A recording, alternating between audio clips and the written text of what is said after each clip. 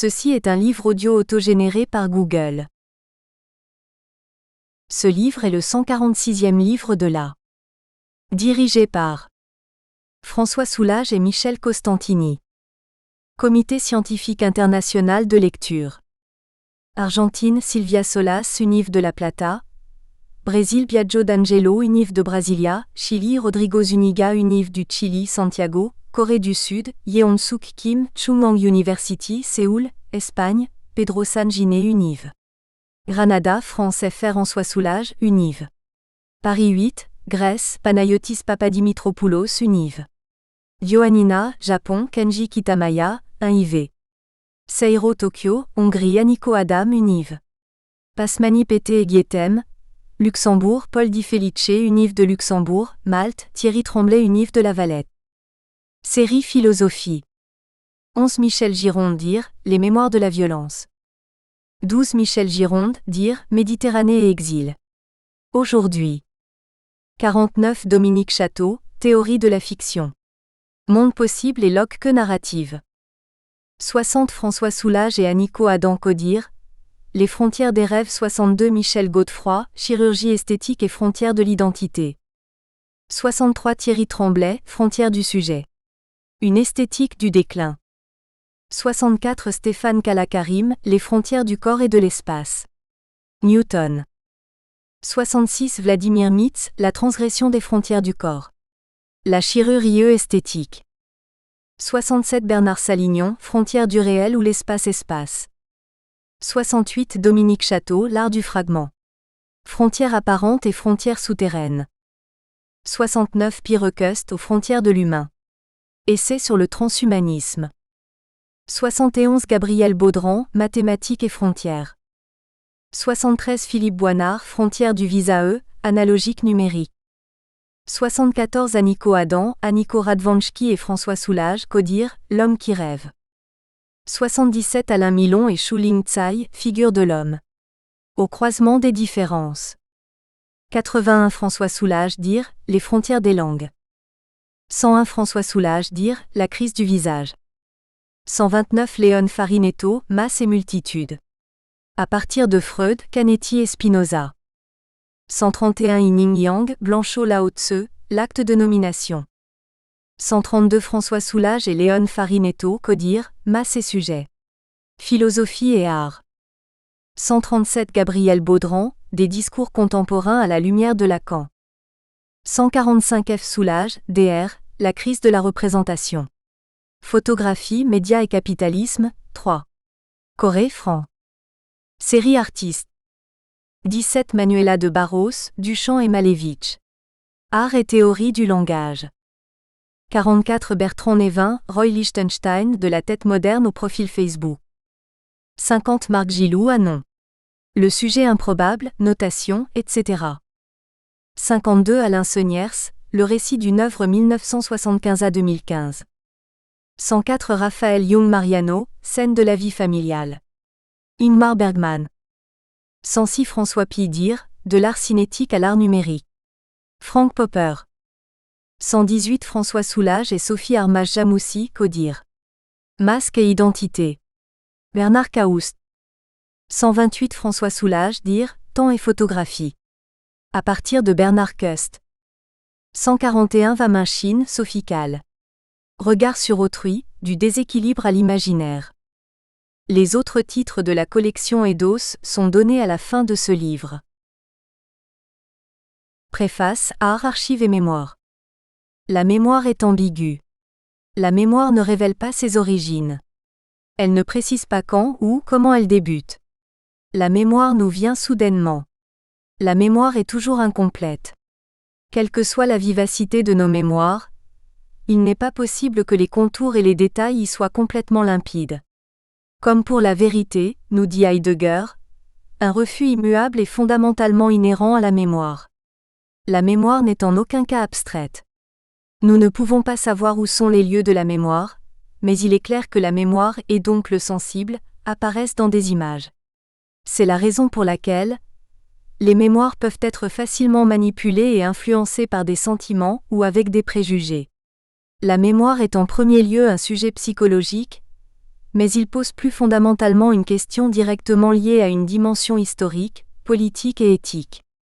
La mémoire est directement liée à la question de comment l'histoire, la politique et l'éthique des individus et des communautés d'une époque peuvent se constituer. À cause de cela, ces dimensions historiques, politiques et éthiques subissent un changement ou une perturbation radicale, et nous devons considérer que l'incertitude et la crise de la mémoire vont s'amplifier.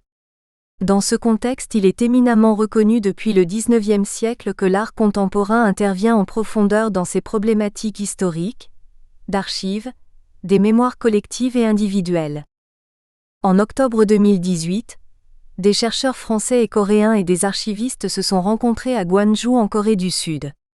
Nous avons visité ensemble la Biennale de Gwangju, Imagine Borders, et partagé un temps d'échange intellectuel varié et riche centré sur le sujet des mémoires et archives dans l'art contemporain à l'Asia Culture Center pendant 2 jours. Gwangju est une ville symbolique de la démocratisation de la société coréenne. Gwangju a été un lieu de massacre de citoyens qui manifestaient pacifiquement pour la démocratisation par le régime militaire en mai 1980. Depuis 1987, la ville de Gwangju a mené le mouvement de la démocratisation en Corée par le rappel du sacrifice et de la résistance de ses citoyens. Dans ce contexte de portée historique, la Biennale de Gwangju, qui a débuté en 1995, est devenue un des événements internationaux représentatifs de l'art en Asie. C'est pour cette raison que l'Asia Culture Center, qui soutient le système d'archives professionnelles dans les champs culturels et artistiques, a été construit à Gwangju. En somme, Gwangju est la ville intermédiaire où l'oppression et la libération, la violence et la paix, la souffrance et le rétablissement qui traversent l'histoire contemporaine de la Corée s'entrechoquent dramatiquement. Par conséquent, l'organisation du colloque international en vue de la rencontre des chercheurs, des archivistes, français et coréens à Gwangju est particulièrement significative. Mais le plus significatif, ce sont les présentations hautement pertinentes sur l'art, la mémoire et l'histoire de la Corée par des chercheurs français qui travaillent activement avec l'Université Paris Lumière. Ce sont, pour la première fois après la Deuxième Guerre mondiale, des interventions approfondies et détaillées sur l'art et la culture coréenne de chercheurs français dans l'histoire des échanges universitaires franco-coréens. Simultanément, l'organisation de l'exposition Traces et Mémoires révélées avec 8 artistes actifs dans les 2 pays a enrichi la particularité de nos échanges. Ces 8 artistes de nos 2 pays contribuent à mettre en évidence le lieu de croisement entre la mémoire et les archives, l'histoire individuelle et collective, l'art et la politique, en utilisant les médiums propres à leurs expressions artistiques. Notre échange académique franco-coréen qui comprend théorie et pratique, réflexion et travaux artistiques peut être aussi apprécié depuis différents points de vue grâce à de nouvelles possibilités d'échanges académiques. Je remercie profondément les participants de notre colloque international, Corée, professeur Sun Ki-hwa, professeur Seon Ryeong-cho, Dr Nami Park, Dr Moon Young-jeong, professeur Sang Ryong Kim, réalisateur Kyung Tae Park, archiviste Bomichim, France, professeur Éric Bonnet, professeur Soko Fei, professeur François Soulage, professeur Thierry Dufresne, Patrick Nardin, MCF HDR, professeur Emmanuel Linco et Clotilde Roulier des Archives nationales. Je remercie tout particulièrement le professeur Éric Bonnet et ses doctorants Jin Young Wang, Kyu Seok Choi et Jian Jeong qui ont préparé ces événements pendant presque 2 ans, également la Dr Nami Park, responsable de l'Asia Culture Center Education qui a supervisé le déroulement du colloque, ainsi que Sully et Kayun Song, les commissaires de l'exposition.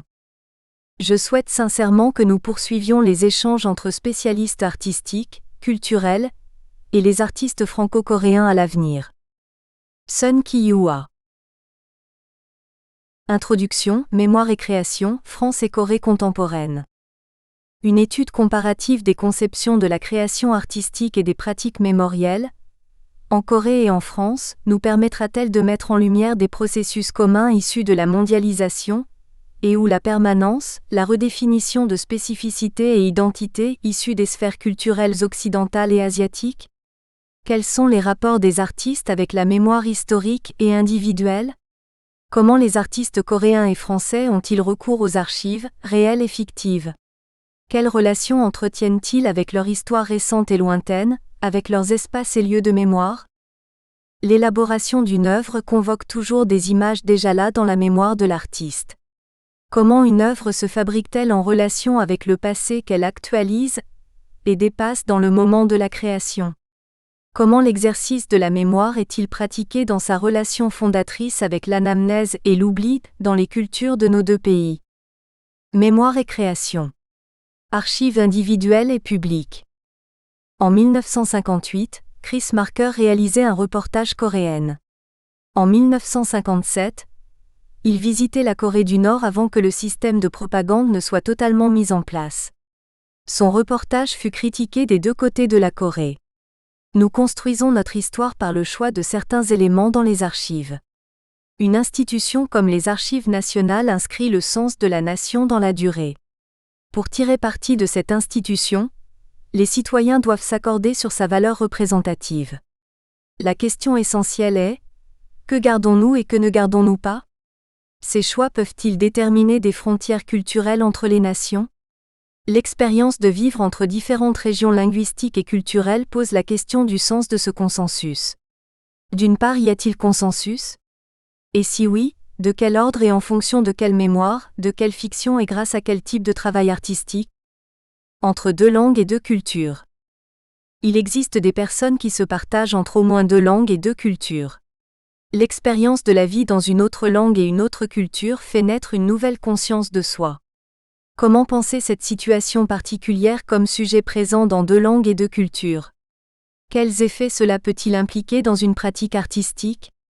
Comment pouvons-nous réinventer de nos jours le sens d'un espace public commun aux gens qui sont entre deux? Mémoire et archives dans un espace et un temps commun. Les biennales.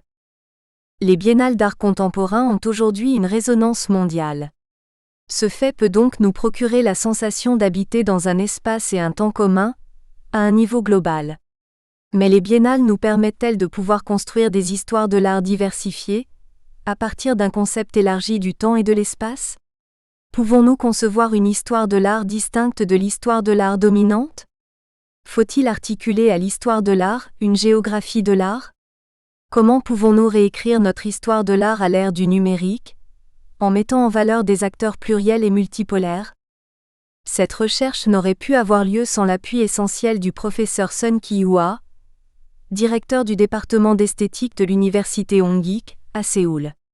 3 doctorants de nationalité coréenne qui réalisent leur doctorat à l'université Paris 8 sur ces questions, dirigés par les professeurs Éric Bonnet et Soko Fei, ont permis l'établissement de contacts féconds entre l'université Hongik et les universités Paris 8, Paris-Nanterre dans le cadre de l'université Paris-Lumière. Kyu Seok Choi construit ses œuvres à partir de ses archives linguistiques. Il travaille sur la conscience de soi en langue étrangère, en tant que théoricien et artiste. Jin Young Wang explore, à partir de la notion du diaphane développée par Aristote, les notions de milieu et d'intervalle.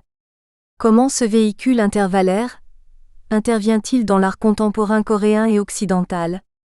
Jian Jeong étudie les interférences entre les appareils techniques de production d'images et les images produites. Un colloque international a eu lieu les 19 et 20 octobre 2018 dans la ville de Gwangju, en Corée du Sud, accueilli par l'Asia Culture Center et sa directrice pédagogique Nami Park, devant le public de la Biennale de Gwangju et les étudiants en esthétique de l'université Hongik. Au même moment se tenait la Biennale de Gwangju, avec le titre Imagine Borders. Gwangju fut une ville marquée par la terrible répression qui eut lieu en mai 1980, lors des manifestations pacifiques d'étudiants et de citoyens pour réclamer la démocratie, répression qui eut lieu dans toute la Corée du Sud. L'Asia Culture Center fut construit sur le lieu du commencement de ce mouvement et de la répression sanglante qui a suivi, lieu mémoriel. Il accueille maintenant une partie de la Biennale de Gwangju. Notre projet comportait également une exposition d'artistes coréens et français, France et Corée, traces et mémoires révélées à Sema Storage au Seoul Museum of Art Storage, du 8 au 20 octobre 2018. 8 artistes contemporains. Gyung Suan, Ji Yeon, Ifisin, Project Rebel 9, Patrick Nardin, A4 Rhythm, Daphné Nan Le Sergent et Miicha ont été réunis par la commissaire de l'exposition Sully. Le troisième moment de ce livre est consacré à cette exposition et Jian Jeong en fait l'introduction. Celle-ci présente également l'œuvre de Gyun Sun-han. Deux des artistes ont écrit un texte sur leur œuvre, Daphné Nan Le Sergent et Kyu Seok Choi. Jin Young Wang fait une analyse des vidéos de Mi-cha. Les autres artistes seront présents en images au fil du livre. Cette exposition aura une suite en novembre 2019 à Paris, au bateau Lavoir. Le titre de l'exposition Presqu'île flottante prend en compte la situation géographique et politique de la Corée du Sud, entre presqu'île et île. Le laboratoire de recherche EA 4010 SAIAC, Université Paris 8 et son équipe EPHA, en partenariat avec le laboratoire AREA 4414 de l'Université Paris-Nanterre, les Archives nationales, Pierrefitte-sur-Seine, soutenues par l'Université Paris-Lumière, se sont associés à l'Université Hongik, Séoul, à l'Asia Culture Center, Gwangju, au Soma Storage, Séoul, pour réaliser ce projet de recherche. Que tous ces partenaires qui se sont généreusement engagés, tout particulièrement nos partenaires coréens, soient vivement remerciés. Nos remerciements vont également à tous les artistes. À Bon Chang-koo qui a accepté qu'une de ses œuvres soit reproduite en couverture, à Bernard Cust, à tous les artistes de l'exposition France et Corée, Traces et Mémoires révélées. Ang Gyung-soo, Yeon Ji-hee, Signify, Project Rebel 9, Patrick Nardin, A4 Rhythm, Daphné Nan Le Sergent et Mi-cha, qui ont généreusement accepté la reproduction de leurs œuvres. Ce livre n'aurait pu voir le jour sans le travail rigoureux des traducteurs-correcteurs, Julien Nelva, Jin Young Wang, Jian Jeong et Kyu Seok Choi, que nous remercions chaleureusement. Enfin, notre gratitude va à RETIINA International et à son directeur François Soulage pour la publication de ce livre. Éric Bonnet et Kyu Seok Choi. Premier moment, situation, confrontation, ouverture, Corée-France. Chapitre 1 Les mémoires, l'existence, le médium, les publics et la perception historique, Kierkegaard, Krakauer, Benjamin. Kierkegaard, la liberté existentielle, source de la perception historique. Kierkegaard est un philosophe atypique, dont l'apport a considérablement changé la réflexion sur l'être humain. Il a renouvelé la façon dont nous l'observions et l'étudions. Car il ne l'a ni regardé comme esprit conceptuel hegelien, ni comme sujet transcendantal kantien, ni comme cogito cartésien. Il a au contraire focalisé son approche sur l'aspect concret de l'existence. Il a essayé d'analyser au plus près une vie possible réalisable par un individu. Nous porterons donc un regard particulier sur ces notions humaines de connaissance, de compréhension, de mémoire et de perception historique. Primo, Kierkegaard propose un point de vue existentiel de toute perception et connaissance.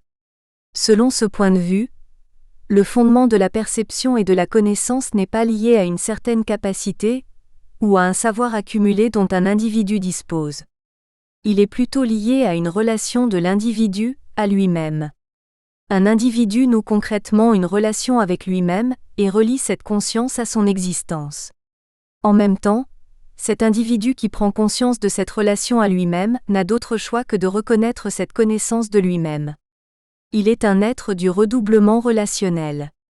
Kierkegaard appelle ce double processus du renouement en lien avec soi-esprit ou encore synthèse.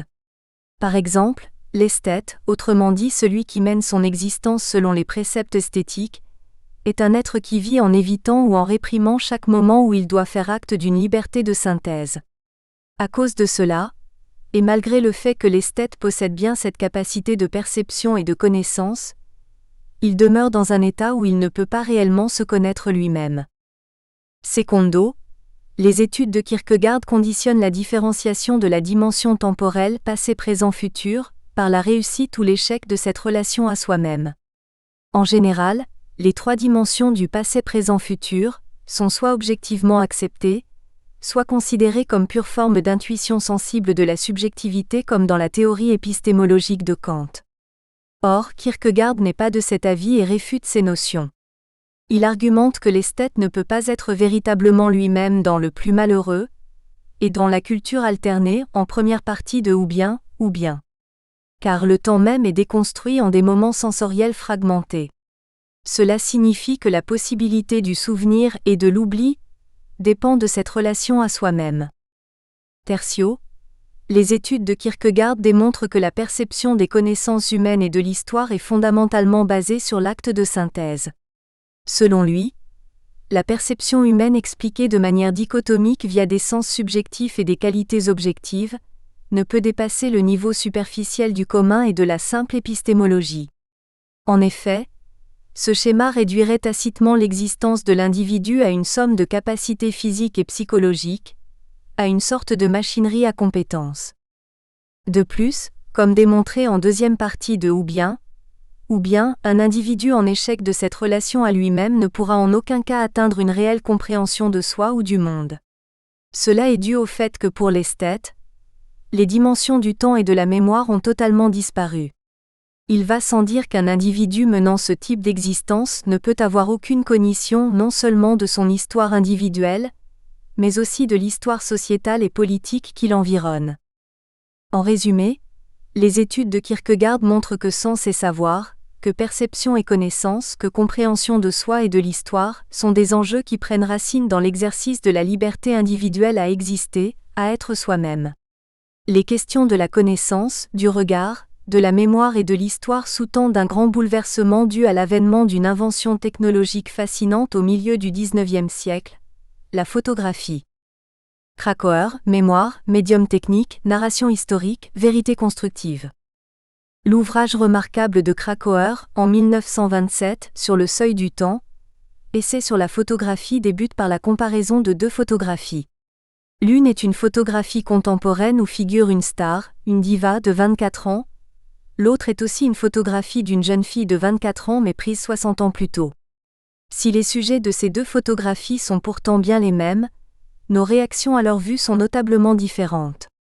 Les observateurs qui regardent la photographie de la diva ressentent indubitablement la présence vivante d'une star. Et les observateurs qui voient l'ancienne photographie du portrait de leur propre grand-mère ne peuvent pas la reconnaître de la même manière. À leurs yeux, c'est une jeune femme inconnue et non leur grand-mère car ils procèdent à l'éclatement de l'image en détail, style de coiffure obsolète, chaussures vieillottes, costumes étranges ou grotesques. Ils rient, tout en étant parcourus d'effroi. Car à travers les ornements du costume dont la grand-mère est absente, ils pensent apercevoir un instant du temps passé, du temps qui passe sans retour. L'observation de Krakauer pointe comme réflexion la relation entre photographie et mémoire, entre visée photographique et regard humain, entre la photographie et la narration historique. La mémoire humaine évolue par familiarité, par impression et par sentiment, mais elle procède par sélection, bloquant ou assimilant les sollicitations extérieures. La mémoire donne une signification particulière aux événements choisis en les reliant pour construire une narration historique.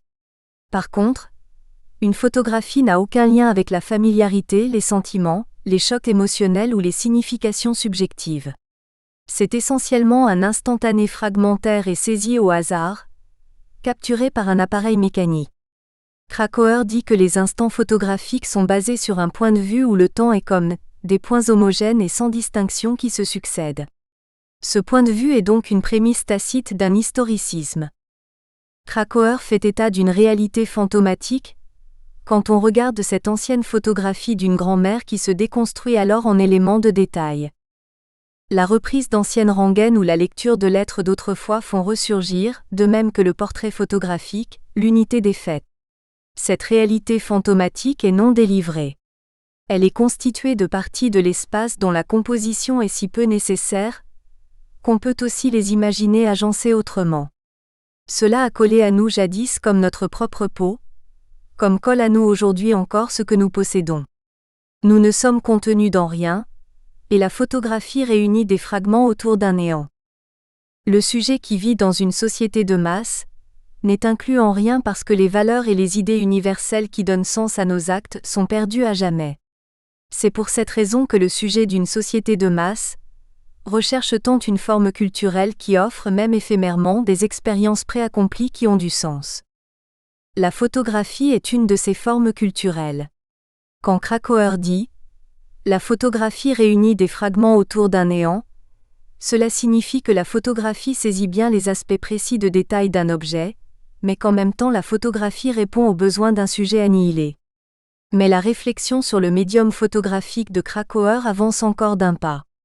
Il dit : c'est la mission de la photographie que de montrer ce fondement naturel jusque-là non encore inventorié. Le fondement naturel, dans ce contexte, peut être compris comme la réalité matérielle du monde capitaliste contemporain, un champ d'expérience atteignable uniquement par l'image photographique. C'est alors que Krakauer convoque le domaine du cinéma, car ce médium réalise pleinement le potentiel de l'image photographique. La photographie et le cinéma peuvent donc donner à voir le fondement naturel, autrement dit l'aspect tangible de la réalité matérielle du capitalisme. Krakauer explique la raison pour laquelle la société capitaliste se tourne vers la photographie et le cinéma. C'est le fer banco de l'histoire. Pourquoi ce banco qui met tout en jeu ? Premièrement parce que les médias photographiques et cinématographiques ne sont pas des inventions accidentelles, mais sont les produits sine qua non du système économique capitaliste.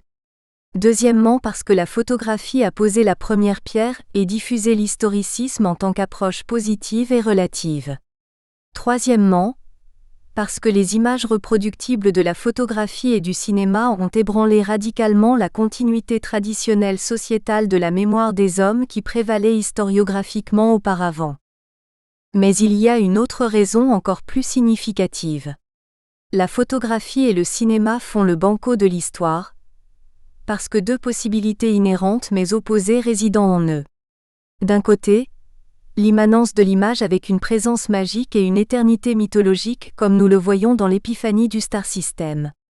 De l'autre côté, la photographie et le cinéma montrent l'aspect profond de la réalité matérielle à travers de nouvelles compositions ainsi que la capacité à changer ce réel.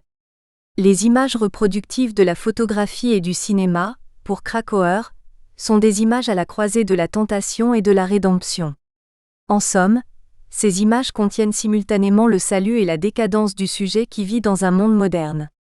Mais dans cet enjeu à double tranchant, l'histoire garde la possibilité de se sauver elle-même, aujourd'hui comme autrefois. Benjamin, le salut de l'idéologie historique, la reconstruction du sujet. Considérons la philosophie historique et esthétique de Benjamin, comparativement aux études de Kierkegaard et de Krakauer. La mémoire, le rêve ou le réveil d'un rêve, l'histoire et l'art sont les sujets principaux qui traversent la pensée benjaminienne et tous s'y lient étroitement. La mémoire s'approche du rêve, le réveil est possible grâce à la conscience historique authentique. Et le langage de l'art est un phénomène qui permet d'atteindre la vérité d'une époque particulière, autrement dit l'idéologie historique, l'idée d'histoire. Cependant, il y a encore un sujet important en lien avec les quatre autres. C'est justement la notion de masse, au sens de public ou de groupe collectif. Citons un passage de l'œuvre d'art à l'ère de sa reproductibilité technique. Ces démarches de la caméra sont donc autant de procédés grâce auxquels la perception collective du public est à même de s'approprier les modes de perception individuelle du psychotique ou du rêveur. Ainsi le cinéma a-t-il ouvert une brèche dans l'antique vérité héraclitéenne, selon laquelle les hommes à l'état de veille partagent leur univers, tandis que chacun a son propre univers pendant le sommeil. Il l'a fait bien moins en représentant un univers de rêve qu'en créant des figures du rêve collectif, tel Mickey Mouse qui fait le tour du monde. Benjamin explore encore plus avant la pleine potentialité du cinéma sur la photographie que Krakauer avait établie. À l'aide des techniques cinématographiques, les masses peuvent désormais accéder à un espace d'image iconographique auparavant impossible à atteindre. Cela permet d'entrer dans le monde du rêve d'un individu, la partie la plus sombre pour Héraclite, penseur de l'obscur par excellence, du début de la Grèce antique. Mais il faut alors prêter une attention particulière aux termes de perception collective et figure du rêve collectif. Quelle est la signification du commun chez Héraclite ou du collectif chez Benjamin ? En premier lieu, le commun collectif rappelle que le film est visionné collectivement dans un espace commun qui est le cinéma. Ensuite, collectif s'entend comme spectateur, c'est ce public invisible qui joue pourtant un rôle crucial de main invisible dans la production cinématographique. Mais ce terme collectif implique un point de vue beaucoup plus radical. Un point de vue qui nie fondamentalement tout statut individuel. Collectif ou commun signifierait alors que la conscience personnelle d'un individu et son monde onirique particulier ne peuvent plus exister dans une société capitaliste de masse. En réalité, Les lecteurs pourraient deviner que Walter Benjamin essaye d'écarter de sa pensée l'acte subjectif de l'individu dans son essai « L'œuvre d'art à l'ère de sa reproductibilité technique ». Benjamin énonce que les thèses qu'il propose écartent une série de concepts traditionnels, comme création et génie, valeur d'éternité et style. Ce qui implique l'élimination de l'artiste comme individu unique. Car c'est la notion d'aura qui sera le leitmotiv tout au long de cet essai. La destruction de l'aura, que Benjamin diagnostique, est directement rattachée à la perte de liberté et d'autonomie de l'individu, à son débordement par les masses et la culture de masse. C'est la cause décisive de l'effondrement de l'aura dans une société capitaliste des masses au développement fulgurant, qui domine et change la façon de penser et de percevoir de l'individu, ses expériences conscientes et inconscientes. Ce point de vue qui accorde une grande importance aux masses en tant que sujet et pratique d'une perception historique, n'est pas seulement présenté dans l'œuvre d'art à l'ère de sa reproductibilité technique mais se retrouve. Nous espérons que vous avez apprécié cet aperçu. Pour continuer à écouter ce livre audio sur Google Play Livres, utilisez le lien dans la description de la vidéo.